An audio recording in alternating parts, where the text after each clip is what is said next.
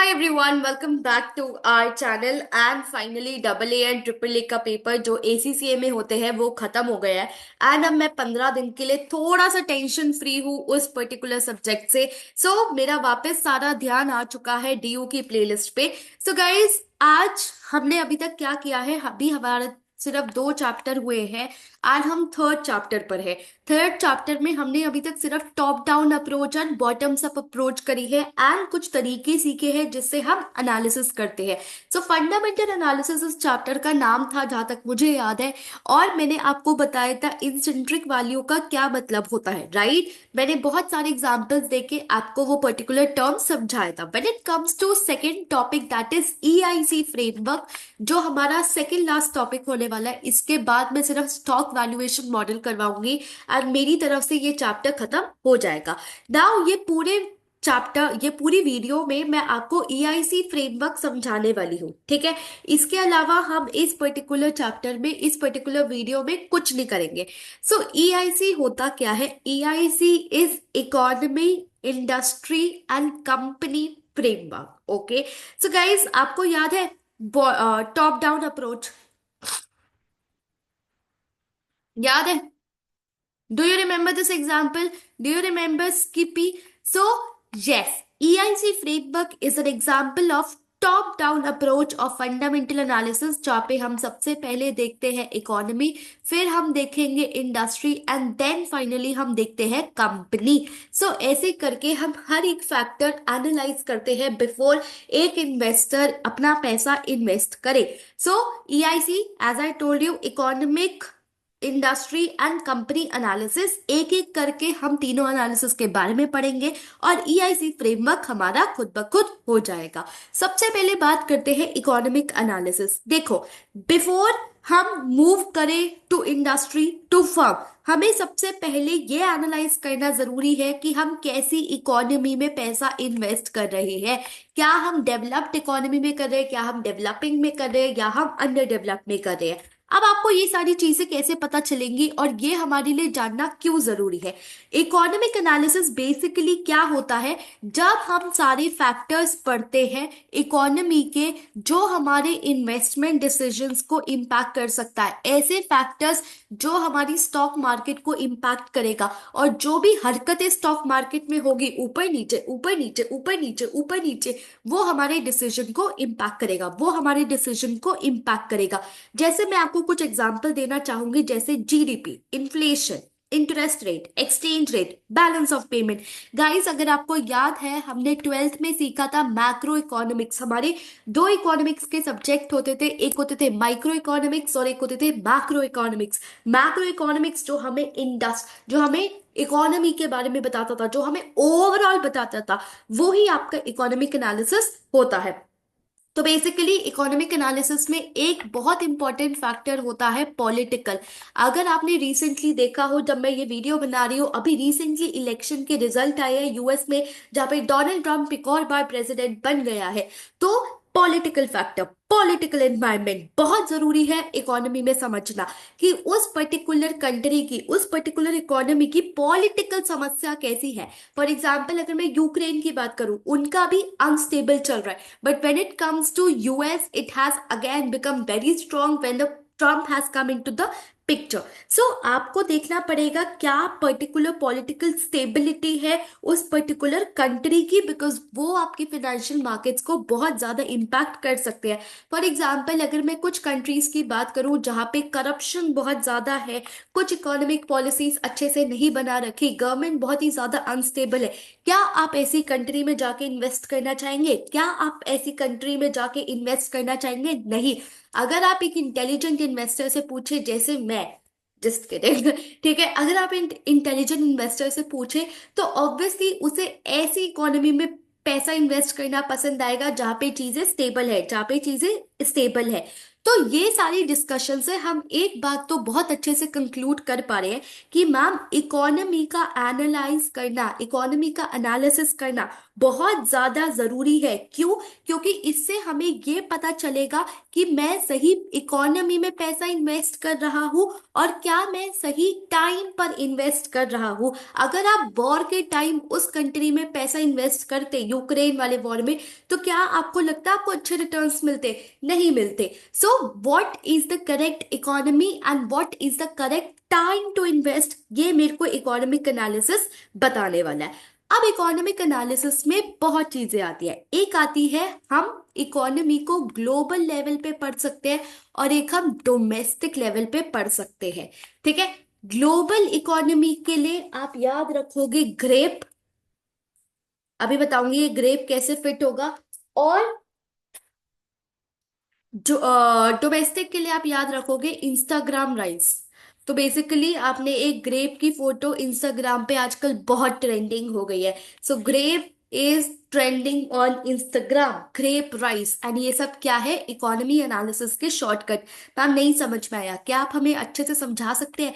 EIC में economy में global और डोमेस्टिक, ग्लोबल याद रखेंगे ग्रेप के नाम से और डोमेस्टिक याद रखेंगे इंस्टाग्राम राइस से। ठीक है। अब इसका क्या मतलब है मैं समझाती हूँ। तो सबसे पहले हम बात करते हैं ग्लोबल इकोनॉमी में, जहां पे ग्लोबलाइजेशन चल रहा है आज के टाइम में कि हम एज एन इन्वेस्टर किसी भी कंट्री में जाके इन्वेस्ट कर सकते हैं। मैं इंडिया में बैठे बैठे यूएस में पैसा इन्वेस्ट कर सकती हूँ और यूएस वाले इंडिया में कर सकते हैं। ठीक है। ग्लोबल इकोनॉमी पढ़ना हमारे लिए बहुत ज्यादा जरूरी हो गया है। अब मैम आप ग्लोबल इकोनॉमी में क्या क्या पढ़ोगे? सबसे पहले हम पढ़ेंगे ग्लोबल ग्रोथ रेट। क्या पढ़ोगे? Global growth rate. Global growth rate में आप क्या देखोगे कि मैम ऑब्वियसली अगर एक इकोनॉमी ग्लोबल लेवल पे राइज कर रही है, बहुत अच्छा ग्रो कर रही है, for example India, if you have seen India का graph, it is growing at tremendous rate. और हमारे इन्वेस्टर्स बहुत इंटरेस्टेड होते हैं, international investor, to invest in India market. क्यों? क्योंकि उन्हें स्कोप दिख रहा है, उन्हें इंडिया की ग्रोथ दिख रही है। ठीक है। सेकेंड आता है पॉलिटिकल रिस्क। जैसे मैंने आपको पहले भी बताया कि ग्लोबल लेवल पे अगर आप इस टाइम यूक्रेन की हालत देखो, so politically they are not stable, and ऐसी इकोनॉमी में आप इन्वेस्ट करना चाहोगे जहां पे स्ट्रॉन्ग पॉलिटिकल इन्फ्लुएंस है, जहां पे स्टेबल है। आप ऐसी कंट्रीज में अभी इन्वेस्ट नहीं करना चाहोगे जहां पे बॉर्डर टेंशन है, जहां पे वॉर हो रहे हैं, जहां पे टेररिस्ट अटैक्स हो रहे हैं, राइट, जहां पे पॉलिसीज वीक है from political side. Okay. Then it comes to exchange rate, comes to exchange rate. जिस कंट्री का एक्सचेंज रेट स्ट्रांग है, for example dollar as of now, तो डॉलर में हम क्या करना चाहेंगे? हम वहां पे ज्यादा इन्वेस्ट करना चाहेंगे, हम उस कंट्री में ज्यादा इन्वेस्ट करना चाहेंगे, राइट, बिकॉज वहां पे आपकी फॉरेन करेंसी स्ट्रांग है, आपकी मार्केट में वो पर्टिकुलर करेंसी डोमिनेट कर रही है। फिर आता है international credit ratings. International credit ratings आज के टाइम में अगर आपको पता है, बॉन्ड्स ये सब चीजें बहुत ही रेटिंग एजेंसी से मिलती है इन्हीं rating, for example A+, B+, C+, right. One of the in rating agency is your Standard and Poor's. Okay. So वो रेटिंग्स देती है। सो ऑब्वियसली आपको रेटिंग्स मिलती है ऑन मेजर इकोनॉमीज, तो आप देखोगे उस पर्टिकुलर इकोनॉमी की क्या रेटिंग्स चल रही है। And finally policies of leading nation, policies of leading nation. Ma'am कैसी पॉलिसीज? जैसे monetary policy, fiscal policy, investment policy. आपकी इन्वेस्टमेंट्स वहां पे ज्यादा प्रमोट होती है, वहां पे ज्यादा सेंस बनाती है, वहां पे ज्यादा अच्छी जाती है जहां पे ये सारी पॉलिसीज स्ट्रांग है। जैसे कि USA, UK, Germany, China, France, इनकी इन्वेस्टमेंट पॉलिसीज इतनी स्ट्रांग है ना, I can't tell you. So while you are making a decision, you will be definitely considering this factor. तो ग्रेप से कैसे याद रखोगे? मेरे ग्रेप की स्पेलिंग थोड़ी अलग है, मेरे ग्रेप की स्पेलिंग थोड़ी अलग है। ठीक है। तो सबसे पहले हम बात करते हैं G. G stands for global growth rate. R stands for your credit rating agency. So ratings के नाम से A याद रख सकते हो। A आई गेस मैंने ऐसे ही लगा दिया था just to make a word. ठीक है। P stands for policies and another P stands for political. E stands for exchange rate. So just by remembering GRAPE आप सारे ग्लोबल फैक्टर्स याद कर सकते हो। अब आते हैं डोमेस्टिक इकोनॉमी। अब आते हैं डोमेस्टिक इकोनॉमी जिसमें आपको मैंने सिखाया था Instagram rise. Instagram rise. So I stands for inflation. I stands for inflation.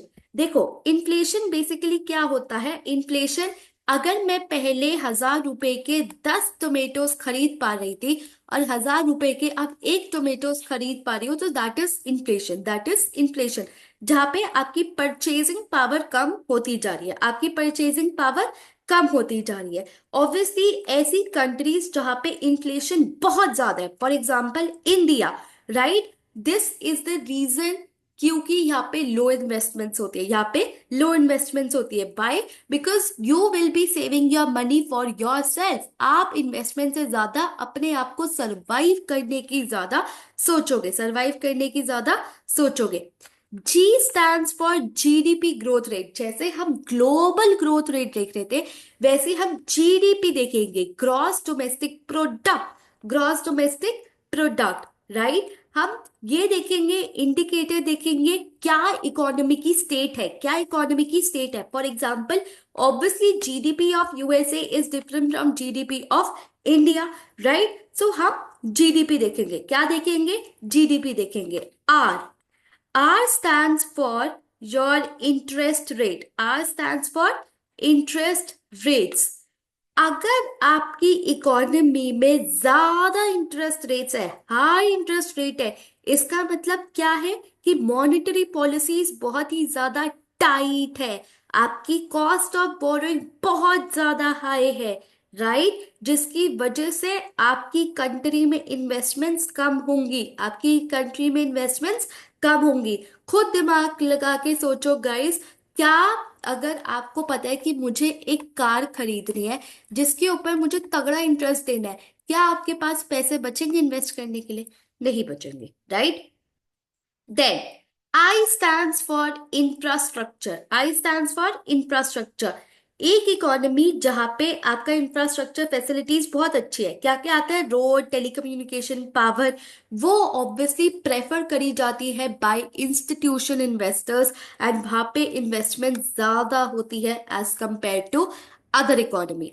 S, external sectors, जैसे foreign trade sectors, external sectors, ये आपका डोमेस्टिक इकोनॉमी को एनालाइज करने में बहुत हेल्प करते हैं। फॉर एग्जाम्पल बीओपी, अगर आप लेट्स से एक पर्टिकुलर कंट्री का बीओपी देख रहे हो वर्सेस कंपेयर कर रहे हो, तो that would be a deciding factor कि आपकी कंट्री में इन्वेस्ट करे या ना करे, करे या ना करे, ठीक है। सो ये होता है इकोनॉमिक एनालिसिस। ये होता है इकोनॉमिक एनालिसिस। इकोनॉमिक एनालिसिस में क्या बताया मैंने, सबसे पहले ग्लोबल, फिर डोमेस्टिक। ग्लोबल में you will remember the factor grape, and then Instagram rise. Instagram rise. Okay. So this is how you can remember the economic analysis. ठीक है, global economy and domestic economy. Then आते हैं ई आई सी। ई हो गया, ई में global domestic हो गया। अब आते हैं आई। अब आते हैं आई, इंडस्ट्री एनालिसिस। इंडस्ट्री एनालिसिस, या देखो, अब आपने क्या किया, अब आपने समझ लिया कि मैम मुझे यूएस में पैसा इन्वेस्ट करना है, इंडिया में करना है, यूके में करना है या फ्रांस में करना है। फॉर एग्जाम्पल आपने बोला मुझे पैसे इन्वेस्ट करने हैं इंडिया में, किसमें, इंडस्ट्री में, इंडिया में। अब मैम इंडिया में तो इतनी सारी इंडस्ट्री है, एफएमसीजी, ऑटोमोबाइल, ठीक है, रेलवेज, ट्रांसपोर्टेशन, सीमेंट इंडस्ट्री, बहुत सारी इंडस्ट्रीज है, बहुत सारी इंडस्ट्रीज है। तो मैम आप एज अ छोटे से बच्चे वाले इन्वेस्टर, आप कैसे डिसाइड करोगे कि मैं ये अपना 10 लाख रुपए कहाँ इन्वेस्ट करूं? पहले आपने क्या बोला कि रुचि तेरे पास 10 लाख है। पहली कंफ्यूजन क्या थी कि मैम मैं ये समझना चाह रही थी कि मैं इंडिया में करूं, यूके में करूं, यूएस में करूं या फ्रांस में करूं। अब मुझे अपना आंसर मिला कि मैं इंडिया में पैसा इन्वेस्ट करना चाह रही हूँ। अब इंडिया में मैं गई तो मेरे को मैम 100 इंडस्ट्रीज दिख रही है। अब आप बताओ कि मैम इस पर्टिकुलर दुविधा में मैं क्या करूं?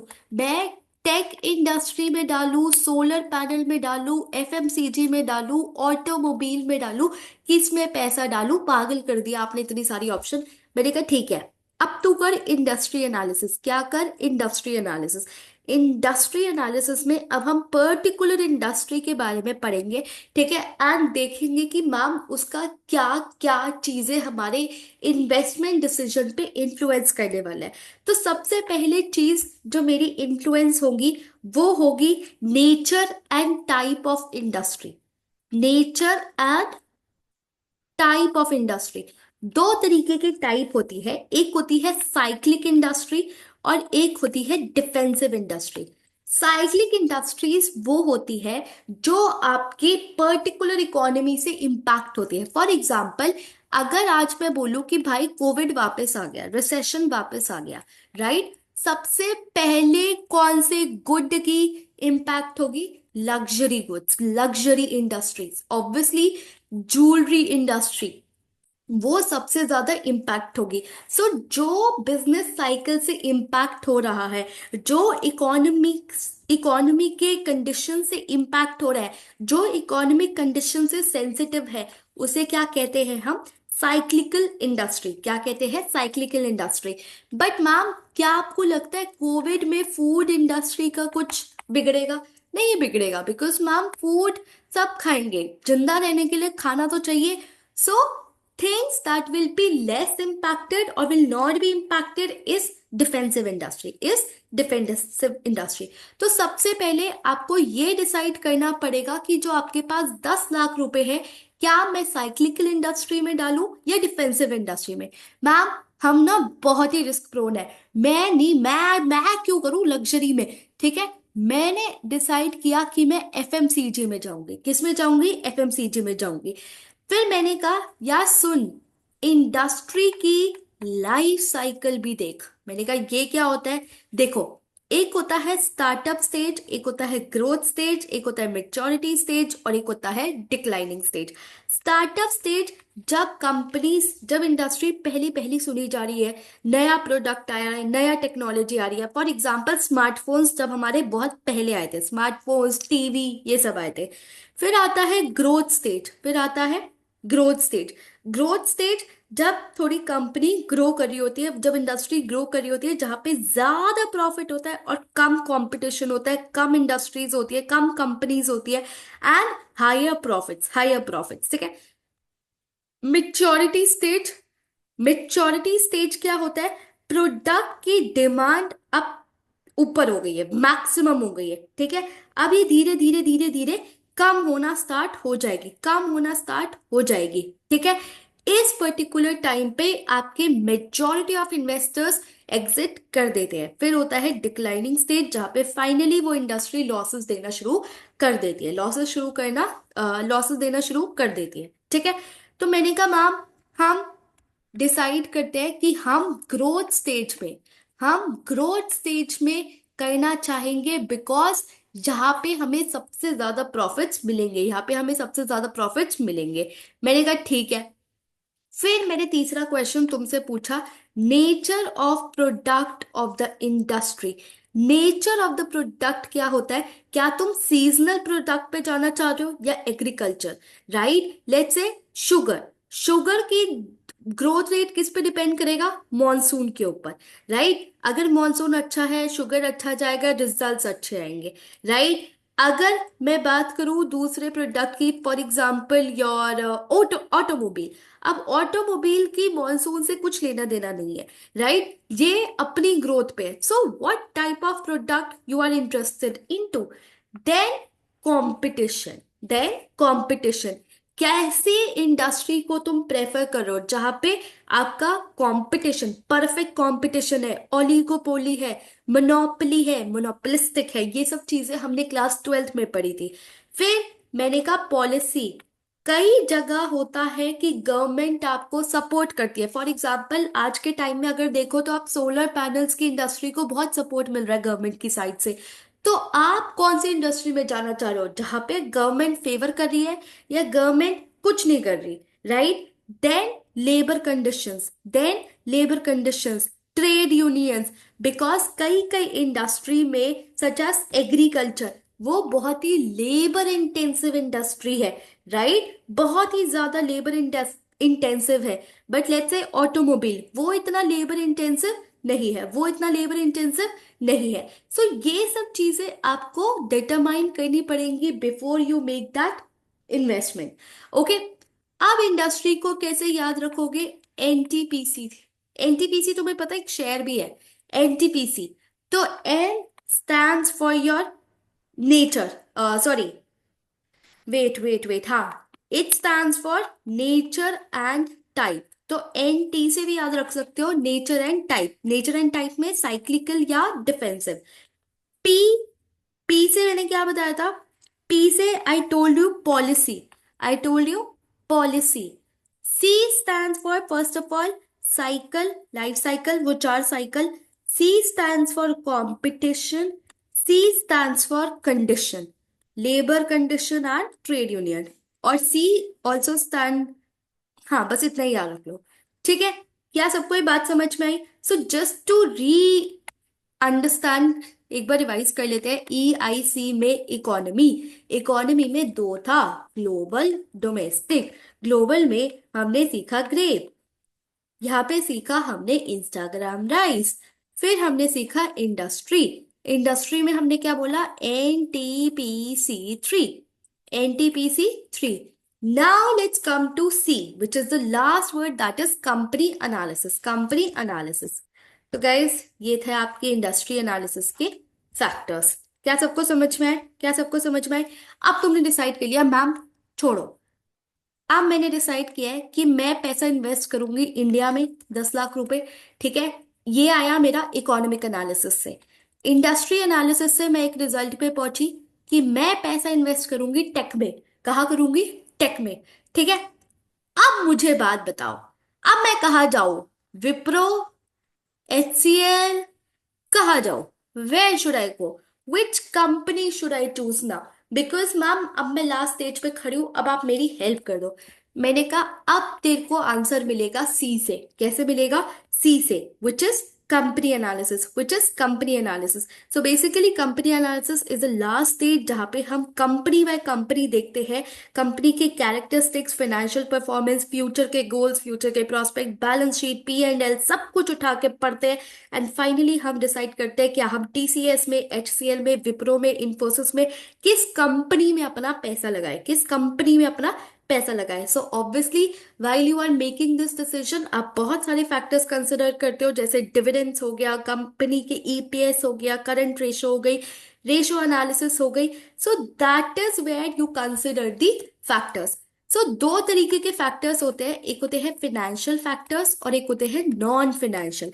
फिनेंशियल पैरामीटर्स, आपको ये पर्टिकुलर रेशोस आनी चाहिए, सारी की सारी रेशो आनी चाहिए। अब इसका एक सॉल्यूशन है, मैंने एक 4 पेज का PDF बनाया है जहां पे मैंने सारी की सारी रेशो मेंशन कर दी है जितनी आपकी बुक में गिवन थी। मैं एक बार लिस्ट, ये रही, जो सारी ये रेशोज दिख रही है आपको स्क्रीन पे, ये इनकी रेशोज नहीं है, ठीक है? जो ये आपको रेशोज दिख रही है, मैंने एक जगह सारी PDF में 4 पेज में अपने सुंदर हैंडराइटिंग से रेशोज लिख दी है। मैं एक बार आपको दिखा भी देती हूँ।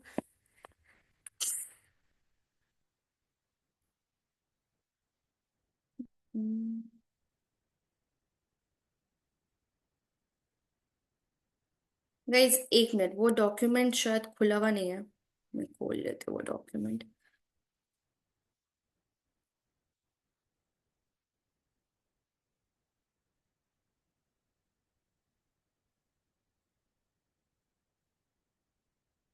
ठीक है, तो क्या सबको ये पर्टिकुलर PDF दिख रहा है? तो हाँ, ये मैंने एक PDF बनाया, आपको अगर दिख रहा होगा तो ये 4 पेजेस का है, ठीक है? एंड इसमें मैंने रेशोस लिखी हुई है, ऐसे लिखी है, कोई इंटरप्रिटेशन या कुछ नहीं लिखी, सिर्फ रेशो का नाम डाला है, ठीक है? एंड ऐसे फॉर्मूला लिखा है। So this is how I have prepared the list. अगर आप इंटरेस्टेड है इन purchasing this particular PDF, you can purchase it for 40 rupees.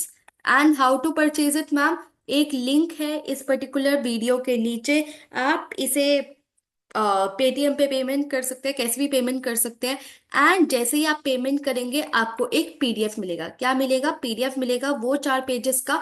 And you can simply refer to it, you can simply refer to it.